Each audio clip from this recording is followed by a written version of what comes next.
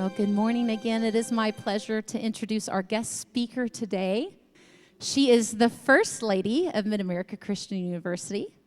She has been serving in ministry for over 25 years. She is a national public speaker and a worship leader, and I have been so blessed to have her as a part of our worship team here in the second service. Would you please give a Chartel warm welcome to Reverend Stephanie Greenwald.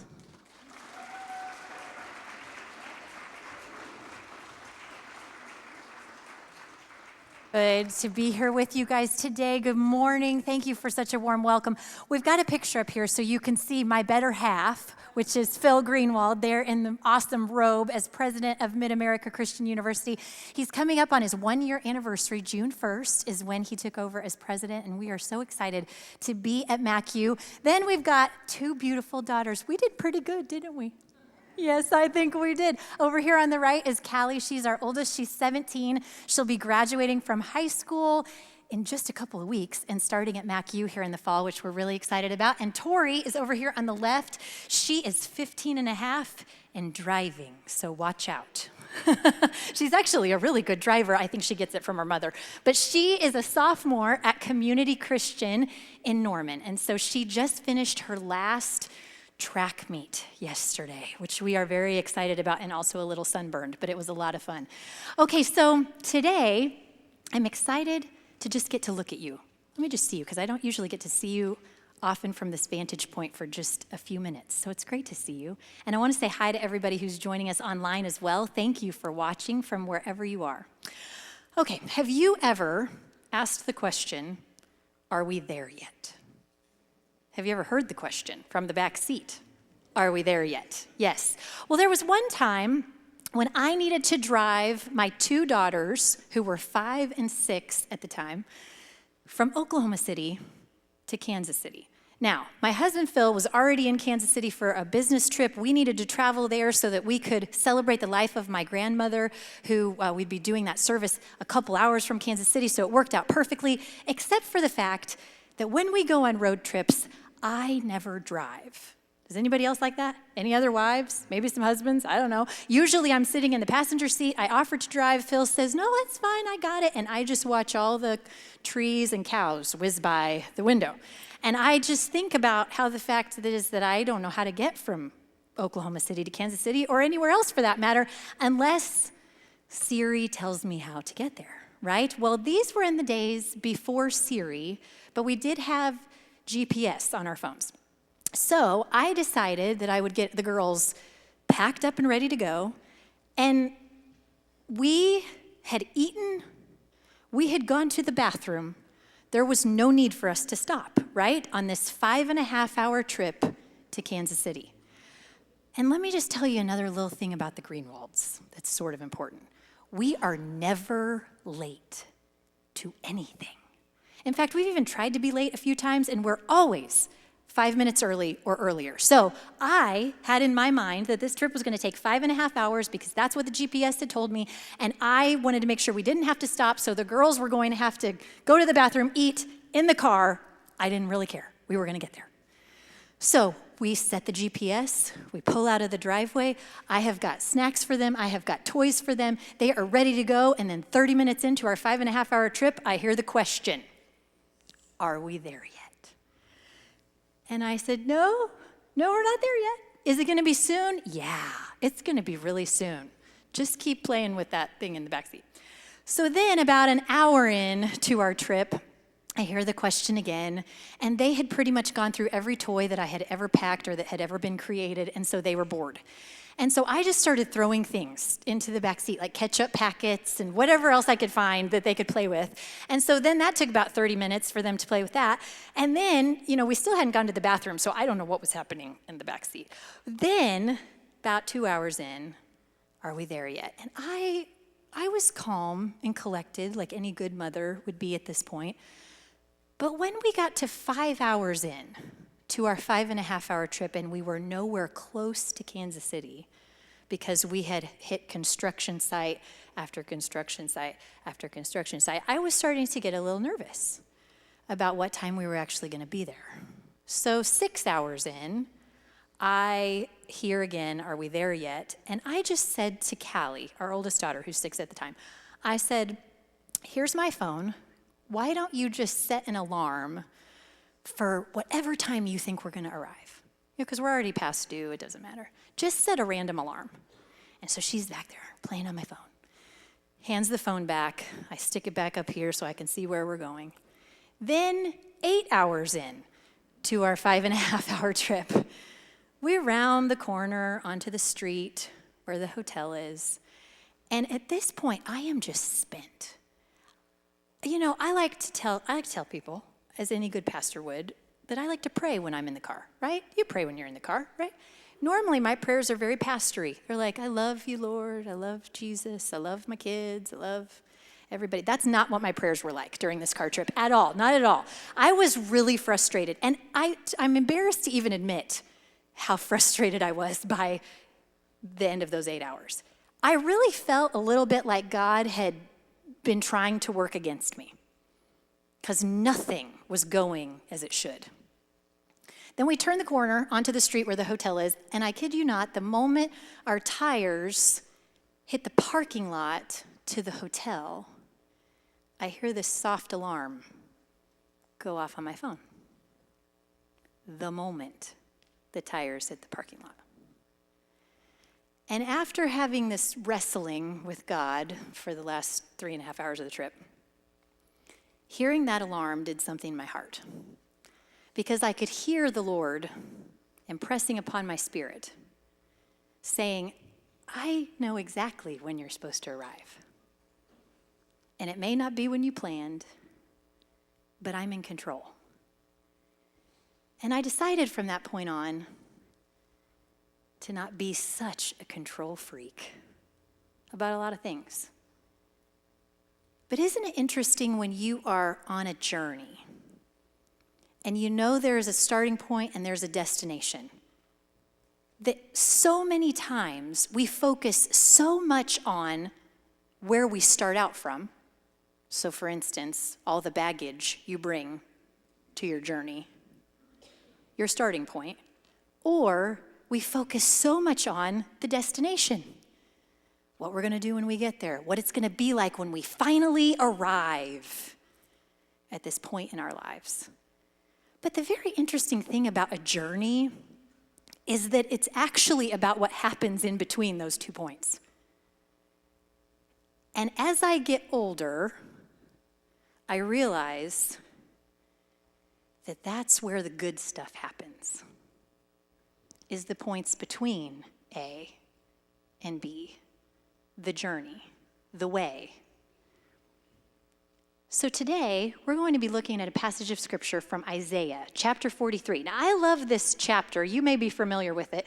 It starts out where God is saying to the people, I have called you by name. I have ransomed you. I have redeemed you. You are mine. When you pass through the waters, I'll be with you. When you go through the fire, it will not overcome you, and the waves will not overcome you. You will not be consumed by these things in your journey.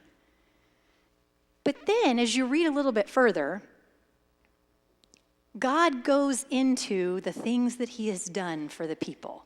He says to them, I split the waters apart when you needed a way through the sea. I've done this for you, I've done this for you, I've done this for you, I've done this for you. Then he says something really funny to me. He says, but forget all that. But forget all that. And then he says this. Let's read this together. Behold, I am about to do something new. Even now it is coming. Do you not see it? Indeed, I will make a way in the wilderness and streams in the desert. So he says, forget all that stuff that I did for you before. Guess what? I'm about to do something new. I am going to make a way. Well, God is really good at making a way because he just described all the ways that he made a way.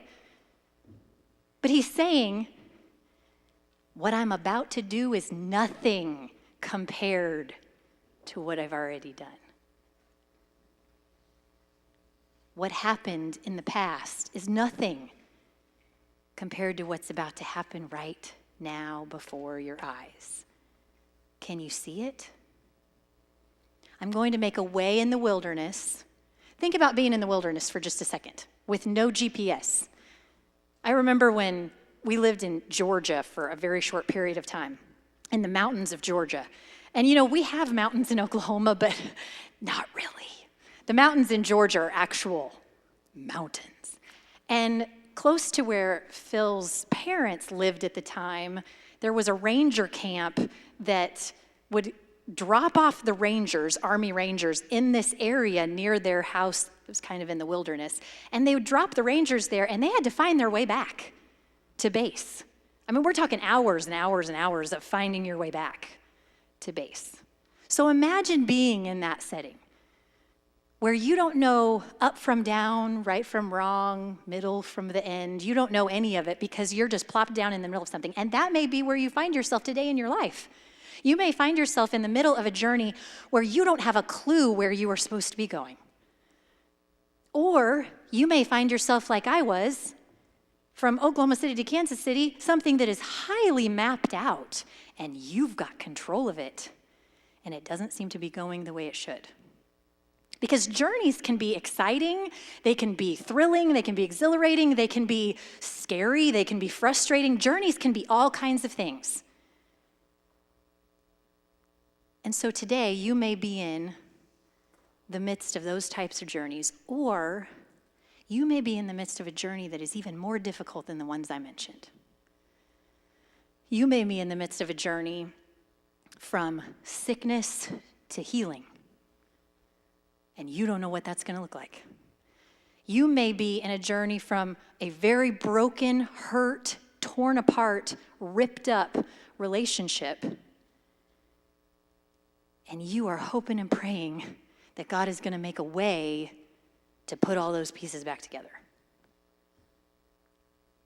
Or you may have just experienced extreme loss where you feel like everything has been ripped out from underneath you.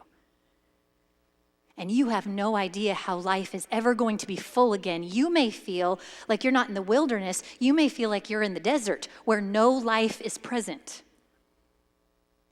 But guess what? God has said, I'm going to make streams in the desert. I'm going to bring life where there was death. Because he's the only one that could do that. There was a man who was on a very interesting journey. In fact, his journey started out in a pretty scary place where he almost died when he was a baby. But he was rescued from death, and he was adopted into a family, a very wealthy, prestigious family that gave him everything he ever needed, the right education, the right clothes, the right everything. But then one day, as a young man, he was out wandering in the city where he lived, and there was someone who was being picked on, someone who was being beat up. And this man with his upright morals decided to go over, and in the heat of the moment, in the anger of the moment, he actually killed the perpetrator. He hid the body, and then he ran away. He ran out into the middle of nowhere, where nobody could find him and nobody knew what he did, and things were going pretty good in that part of the journey, because he was able to leave all the junk behind. He found a girl, married her, started working for her dad, had this sort of mediocre job and a mediocre life. But then something crazy happened. In the middle of his mediocre day, he was walking outside and he happened to walk past a bush that was on fire. Except the interesting thing was, as he moved closer to the bush, he noticed it wasn't being burnt up. So he looks, and he's trying to figure out what is going on. And then, shock of all shocks, he hears a voice. Moses. Moses, the voice says. And Moses gets a little closer to the bush, and the voice says, take your shoes off, because the ground you're standing on is holy ground. I love this part of the story because I love it when God talks about shoes. Isn't that exciting? I love shoes. I don't know about y'all. I could tell you stories about shoes. I love shoes. But God actually talks about shoes quite a bit in the Bible. Did you know this? And so do his angels. Like when Joshua met the host of heaven's armies, and the angel said, take your shoes off, Joshua. The ground you're standing on is holy. Or when Jesus washes the disciples' feet, takes off their shoes.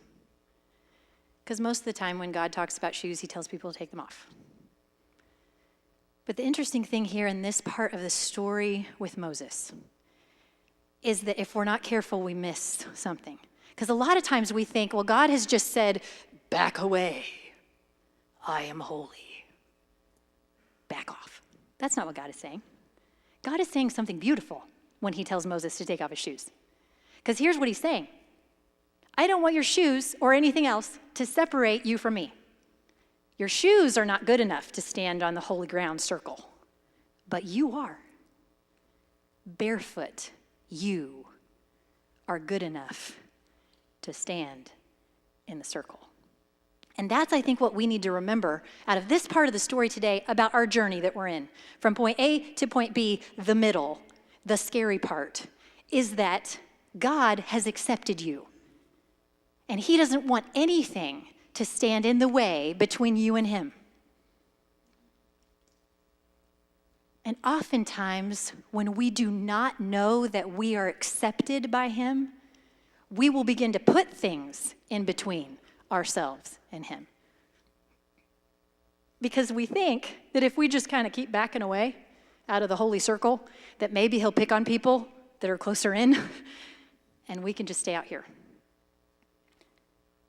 But I really want you to hear today how much he accepts you. You, in your stinky, smelly feet. He wants you in his inner circle of holiness. In Hebrews, the author tells us in chapter 12 to throw off everything that hinders us and the sin that so easily entangles us. Get rid of it. He doesn't say, back away from God until you're good enough to get in. No, he says, get rid of everything that separates you from God and come in. There was a girl named Chrissy Toledo, and Chrissy is actually the co-pastor with her husband of Chicago Tabernacle. And it's one of the largest churches in Chicago, awesome church. She and her husband have co-pastored there for decades.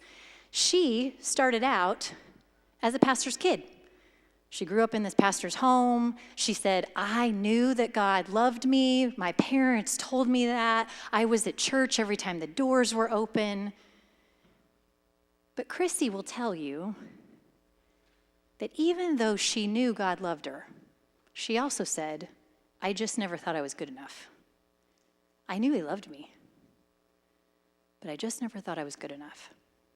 And that one little lie that she believed led her to make some decisions in her life that were very toxic. So as she grew into her teenage years, she met a boy when she was 16, very toxic relationship. She ended up getting pregnant. She was not married. She hid the pregnancy from her parents for 7 months. She would be gone for long periods of time. Her parents didn't know where she was. It was a really tragic time in Chrissy's life.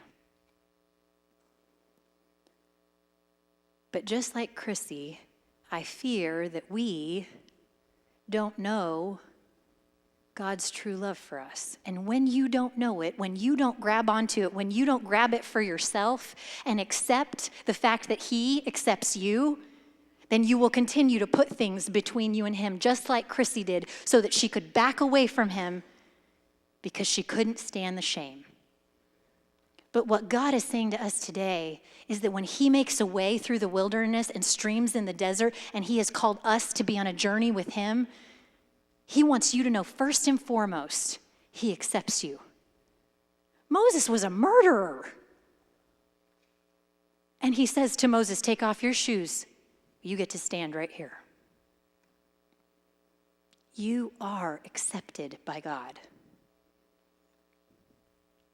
for this journey.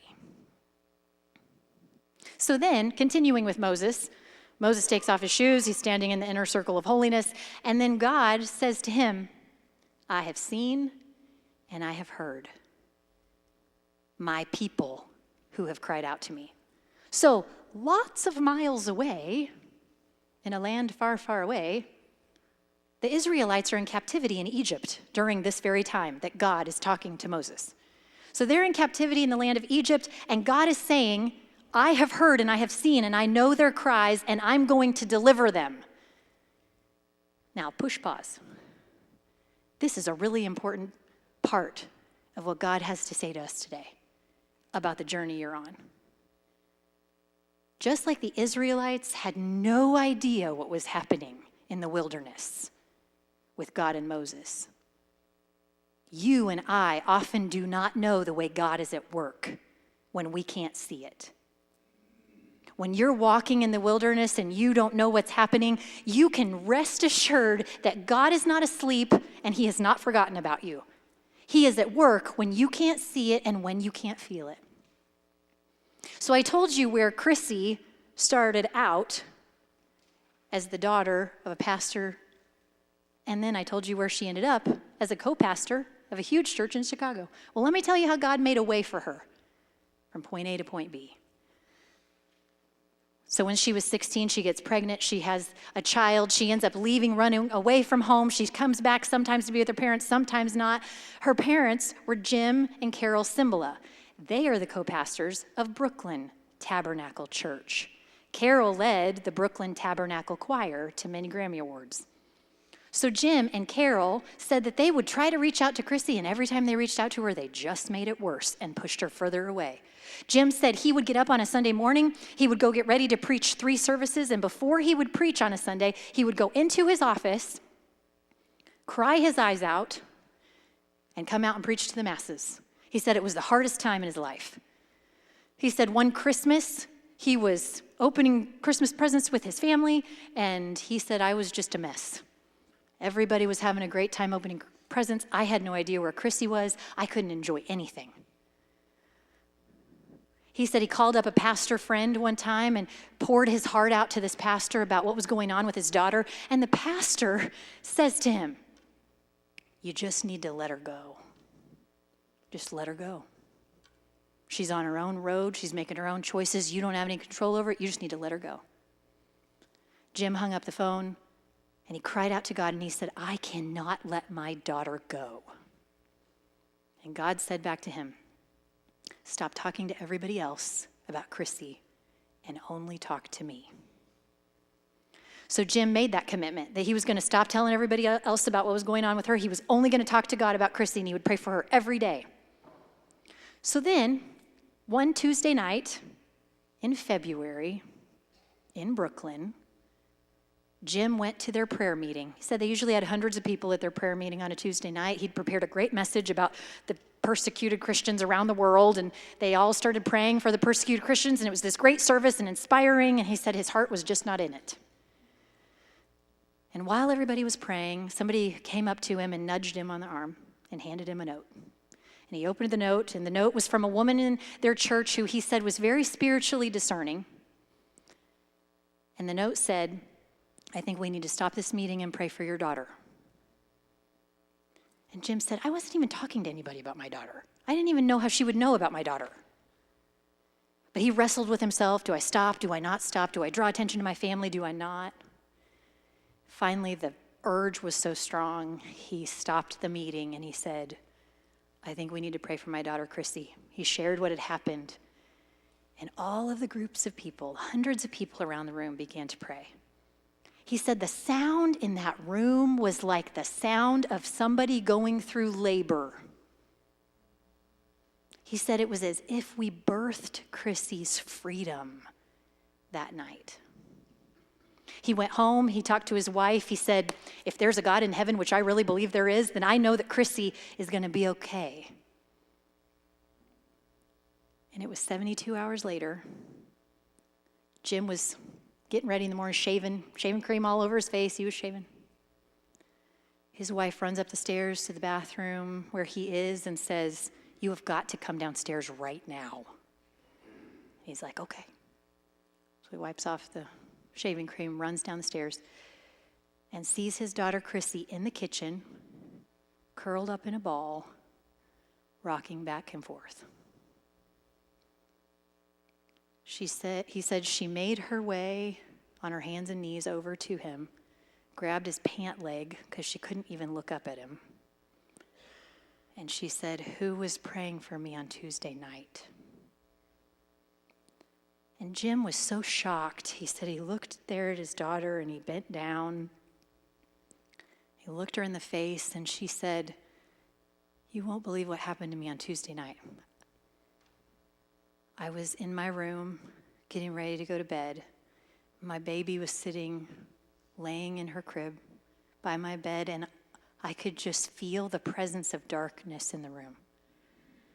She said it was so strong and so powerful that if I went close to it, it would grab me and my child forever and we'd be gone forever. But she said then there was so much light all of a sudden. And Jesus was there, and he came and he wrapped his arms around me. And she said, "Dad, do you want to know what he said to me? Do you want to know what he said to me?" And Jim said, "Yes." He said, "Chrissy, I still love you. I still love you." And she said, "Dad, I've sinned against you. I've sinned against Mom. I've sinned against God, and I'm sorry. Who was praying for me on Tuesday night?" If you're going to walk this journey that's sometimes hard, you need to know this truth. That even when you can't see it, God is still at work. He's making a way. He's making a way in the wilderness and streams in the desert, a pathway and life. And just like with Moses and the Israelites, God was making a way, even when they couldn't see it and they didn't know it, because that's who God is. So then, after God says to Moses, "I've seen, I've heard, I'm answering the call of my people, and you're going to be part of it," Moses then asks a question, and I love this question. He says to God, "Who am I to do this? Who am I to go to Pharaoh? Who am I to help deliver the Israelites? Who am I?" Well, I'm kind of glad, honestly, that God didn't really answer that, because he could have said, "Well, you're a murderer and you run away." No, that wouldn't have been very inspiring, would it? Or God could have taken it as a great opportunity to give him a pep talk. Like, "You are strong and brilliant, and run and go, and I'll be your cheerleader." And nope, he didn't do that either. But when you think about a journey, whether you're driving somewhere, you're going to fly somewhere, you're going to go on a boat somewhere, what is it that you have to have with you? You have to have your ID, right? You got to take your identification. So it's brilliant that Moses decided to say, "Who am I to do this?" But God doesn't beat him down by telling him the truth about who he is. He also doesn't build him up by telling the truth about who he could be. He does something even greater. God tells Moses who God is. And he says, to his question of "Who am I?" he says, "I will be with you." Honestly, that's pretty much all you need to know for the journey ahead. But the great thing about who God is, and the reason we can find our way is because of who he is. The great thing about who God is he doesn't just walk beside you on the journey. He doesn't just say, "Let me come alongside you like a GPS navigator, and then I'm going to leave when I don't feel like being with you anymore." No, God says, "I want to dwell in you. I want to be living inside of you." That's a big difference between us and other religions. He does not make it so that we have to do this alone or on our own. So when you are wondering, "Who am I in this journey?" you just need to point yourself back in the right direction, and that is looking at God and the face of Jesus, who says, "I will be with you." And then, to answer his question even further, God tells Moses who God is by saying, "I am. I am that I am." Because what happens in the deepest, darkest times of our journey, if we will allow God to live in us and through us, is that when those hard times press in on us and we feel like we are going to get suffocated and squished, if we have allowed God to live in us in those times in the journey, then what comes out is God's identity, who God is. That's what people see, and that's what's important. It reminds me of Brant John. Brant John was the brother of Botham John. And if you remember the story from a few years ago, it was a really tragic story where Botham was in his apartment and a woman walked in and shot him because she thought she'd walked into her apartment and he was a burglar. Tragic, tragic accident. So Brant, Botham's brother, was on the stand during the murderer's trial. And Brant says to the murderer, I want you to know that I want what's best for you. And I believe what is best for you is to know Jesus. And then he says, I haven't even talked to my family about this, but I don't even want you to go to jail. And he makes this kind of side comment like, no, I don't even want you to go to jail. I want you to know Jesus. And he said, I know that's what my brother would have wanted because that's what's best for you. And then he says, I love you. And I want you to see the very end of his testimony. Let's take a look. Again, I love you as a person. And I don't wish anything bad on you.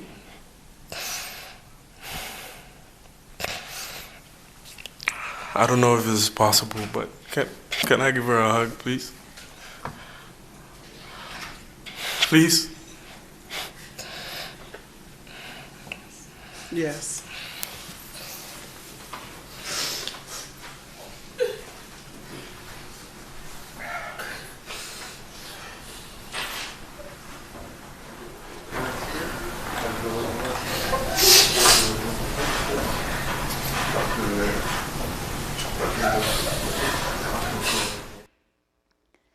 In those moments of our journey where it seems like we are going to break, it's in those moments that God's identity shines through. He is making a way for you. He's making a way through the wilderness and streams in the desert. You are accepted. You are accepted. You can stop putting things between you and him to try to back away or make it so he can't see the real you. He knows the real you, and he loves the real you.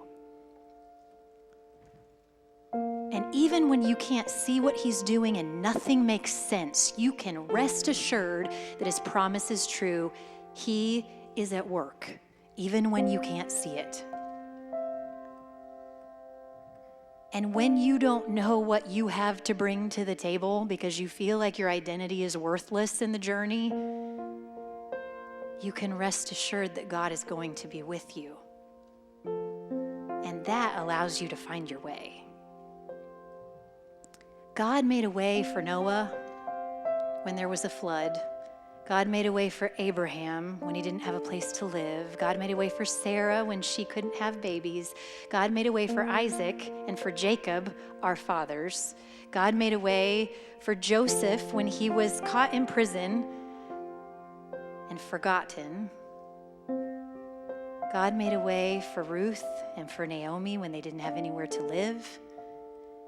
God made a way for Gideon to fight many people and for Samson, even though he was blind. God made a way for Moses, even though he was a murderer. God made a way for Joshua into the promised land, and God made a way for Rahab, the prostitute. God made a way for Daniel out of the lion's den. God made a way for Shadrach, Meshach, and Abednego in the fire. God made a way for the remnant that was left of the Israelites to find their way to the Messiah. God made a way for Mary, who was too young to be important, God made a way for Matthew, the tax collector, who nobody liked. God made a way for Peter, who kept getting it wrong. God made a way for Paul to preach to the Gentiles. God made a way for Lazarus out of the grave. God made a way for Mary Magdalene, who was possessed by demons. God made a way when there seemed to be no way. God is making a way for you in your marriage, in your family, for your kids, for your grandkids, for your parents. God is making a way for you in your sickness to health. God is making a way for you to live your life and have life in the middle of what seemed to be a barren land. That is how much He loves you.